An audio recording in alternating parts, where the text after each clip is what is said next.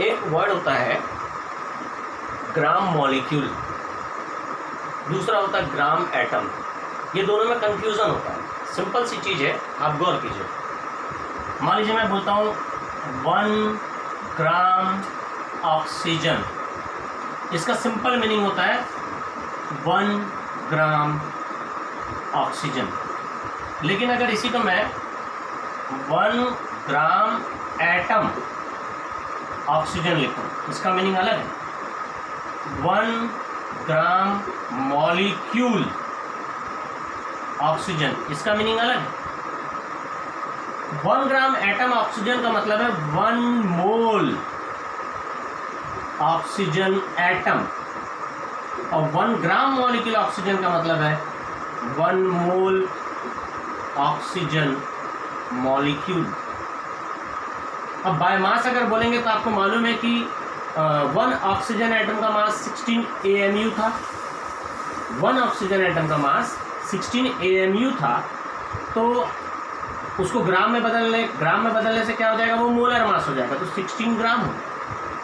अब हम लोग बात करें ऑक्सीजन मॉलिक्यूल की, तो ऑक्सीजन मॉलिक्यूल बोले तो O2, तो O2 का मास कितना हो जाएगा 32, तो 32 AMU एक सिंगल ऑक्सीजन मॉलिक्यूल का मास होता है, पर 32 ग्राम 1 मोल ऑक्सीजन मॉलिक्यूल का मास। अब देखें सब में मैंने यहाँ क्या लिखा है 1 ग्राम 1 ग्राम 1 ग्राम, लेकिन यहाँ मैं केवल 1 ग्राम ऑक्सीजन बोल रहा हूँ। इसमें ना तो ग्राम के साथ एटम लिखा हुआ है, ना ही मॉलिक्यूल लिखा हुआ है।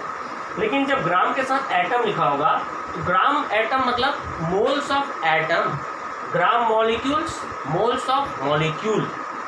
जैसे मैं बोलूँगा 2 ग्राम ऑक्सीजन मतलब 2 ग्राम ऑक्सीजन, 2 ग्राम ऑक्सीजन मतलब 2 ग्राम ऑक्सीजन।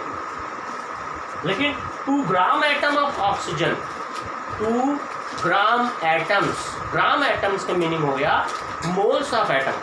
5 ग्राम एटम्स मतलब 5 मोल एटम, 6 ग्राम एटम मतलब 6 मोल एटम। वैसे ग्राम मॉलिक्यूल अगर हम बोलते हैं तो उसका मतलब मोल्स ऑफ मॉलिक्यूल्स हो जाता है। ग्राम मॉलिक्यूल मतलब मोल्स ऑफ मॉलिक्यूल, मतलब मैं ये कहना चाह रहा हूँ या तो मैं 32 ग्राम ऑक्सीजन बोलूँ, या 1 मोल ऑक्सीजन बोलूँ, या 1 ग्राम मॉलिक्यूल ऑफ ऑक्सीजन बोलूँ, मतलब एक ही 32 ग्राम ऑक्सीजन, 1 मोल ऑक्सीजन, या 1 ग्राम मॉलिक्यूल ऑक्सीजन। मान लीजिए मैं बोलता हूँ मेरे पास 32 ग्राम ऑक्सीजन है, इसका भी मतलब है कि मेरे पास 1 मोल ऑक्सीजन मॉलिक्यूल है। अगर मैं बोलता हूँ कि मेरे पास 1 ग्राम मॉलिक्यूल ऑक्सीजन है, इसका भी मतलब है कि मेरे पास 1 मोल ऑक्सीजन मॉलिक्यूल है। मैंने आपको कहानी एक बताई थी जिसमें मैंने कहा था कि राजीव नाम का एक लड़का है, उसका नाम राजू भी है। तो जो इंसान केवल ये जानता है कि उसका नाम केवल राजू है, वो भी पूरी बातों को नहीं समझ सकता। स्कूल की क्लास टीचर जिनको केवल ये मालूम है कि उसका नाम राजीव है, वो भी पूरी बातों को नहीं समझ सकती। पर जो माँ है, जो राजीव भी जानती है उसका नाम राजीव भी है और राजू भी है, तो उसकी दोनों बातों को समझ सकती है। ठीक उसी तरीके से मैंने आपको कहा था कि मोल के कई नाम होते हैं और उन्हीं नाम को मैं अलग अलग तरीके से बता रहा हूँ। मतलब अभी आपने क्या सीखा, 1 मोल जो है उसी को आप मोलर मास भी बोल सकते हैं, उसी को ग्राम मॉलिक्यूल भी बोल सकते हैं। अब ये चूंकि ऑक्सीजन गैस है और पिछले वीडियो में मैंने बताया कि 1 मोल गैस का वॉल्यूम 22.4 लीटर होता है, तो आप इसी को 22.4 लीटर ऑक्सीजन लिख सकते हैं gas at NTP।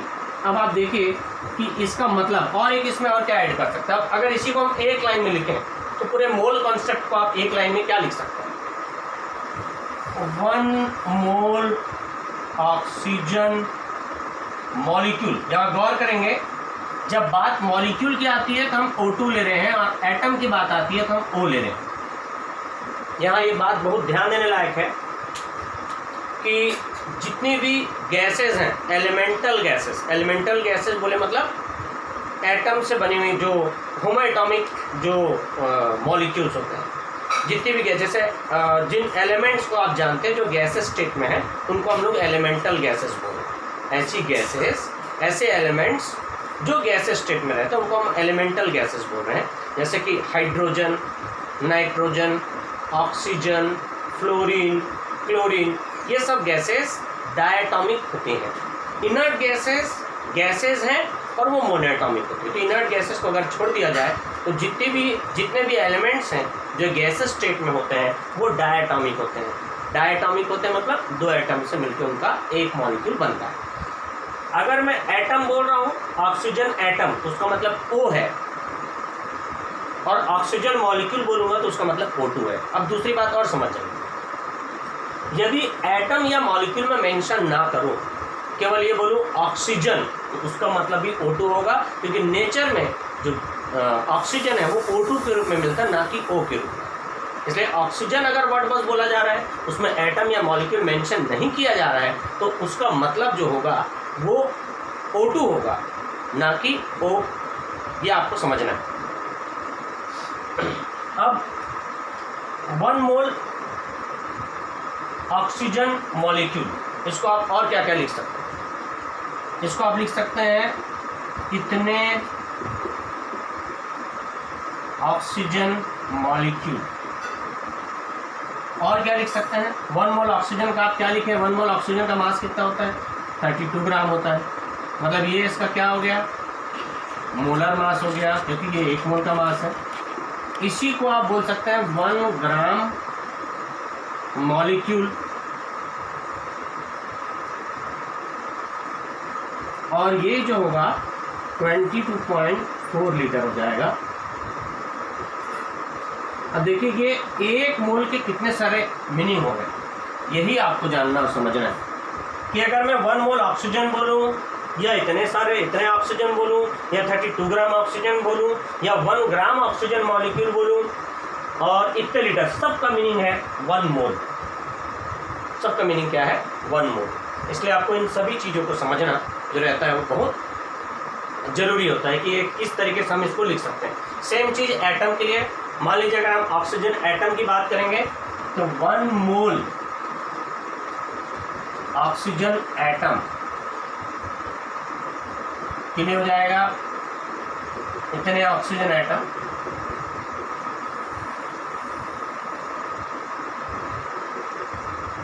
Atoms by mass 1 mole oxygen atom तो O हो जाएगा, तो 16 ग्राम। इसको आप बोल सकते हैं 1 ग्राम एटम। पर यहाँ पर ये बात ध्यान देने लायक है कि नेचर में ऑक्सीजन O के फॉर्म में नहीं मिलता, ऑक्सीजन मिलता O2 के फॉर्म में। इसलिए जो वॉल्यूम होगा अब इसका 22.4 लीटर नहीं होगा। 1 मोल ऑक्सीजन एटम, पहली बात तो ऑक्सीजन नेचर में O के फॉर्म में नहीं मिलता है, O2 के फॉर्म में मिलता है। इसलिए अगर आप यहाँ पर लिख देंगे कि 1 मोल ऑक्सीजन एटम का वॉल्यूम 22.4 लीटर है, तो ये गलत होगा। लॉजिकली क्या होगा कि ये 32 ग्राम का वॉल्यूम 22.4 लीटर था, तो 16 ग्राम ऑक्सीजन एटम तो होगा नहीं है, मॉलिक्यूलर फॉर्म में होगा। इसलिए मैं यहाँ पर इस चीज़ को नहीं लिख रहा हूँ। पर अगर हम 16 ग्राम ऑक्सीजन का वॉल्यूम बोलेंगे तो चूंकि ऑक्सीजन O के रूप में नहीं होता है, O2 के फॉर्म में होता है, इसलिए उसका वॉल्यूम 16 ग्राम का जस्ट इसका हाफ हो जाएगा, दैट इज 11.2 लीटर होगा। क्या हो जाएगा? 11.2 लीटर जो होगा वो ऑक्सीजन का वॉल्यूम हो जाएगा 16 का। यहाँ पर मैं उम्मीद करता हूँ कि आपको क्लियर है। 1 मोल ऑक्सीजन जो मॉलिक्यूल है उसको हम 6.023 × 10.23 ऑक्सीजन मॉलिक्यूल भी बोल सकते हैं। बाय मास से 32 ग्राम भी हो सकता है, इसी को आप मोलर मास भी बोल सकते हैं। 1 मोल को ही आप 1 ग्राम मॉलिक्यूल भी बोल सकते हैं, और बाय वॉल्यूम ये हो जाएगा सेम एटम के लिए। अब यहाँ पर ध्यान देने लायक चीज़ क्या है? ग्राम एटम और ग्राम मॉलिक्यूल का मीनिंग क्या है? ग्राम एटम्स का मीनिंग होता है moles of atom, gram molecule का मीनिंग होता है moles of molecule. 5 gram atom मतलब 5 moles of atom, 5 gram molecule मतलब 5 मोल्स ऑफ मॉलिक्यूल। अगर मैं बोलता हूँ 5 ग्राम एटम्स ऑफ ऑक्सीजन, केवल ग्राम नहीं, ग्राम एटम्स, तो 5 ग्राम एटम्स ऑफ ऑक्सीजन का मतलब होता है 5 मोल oxygen atom. 5 gram molecule of oxygen का मतलब हो जाएगा 5 मोल मॉलिक्यूल। मैं उम्मीद करता हूँ कि इस वीडियो से आप ग्राम एटम और ग्राम मॉलिक्यूल को समझने में मदद मिली होगी। नेक्स्ट वीडियो में हम आगे बढ़ते हैं।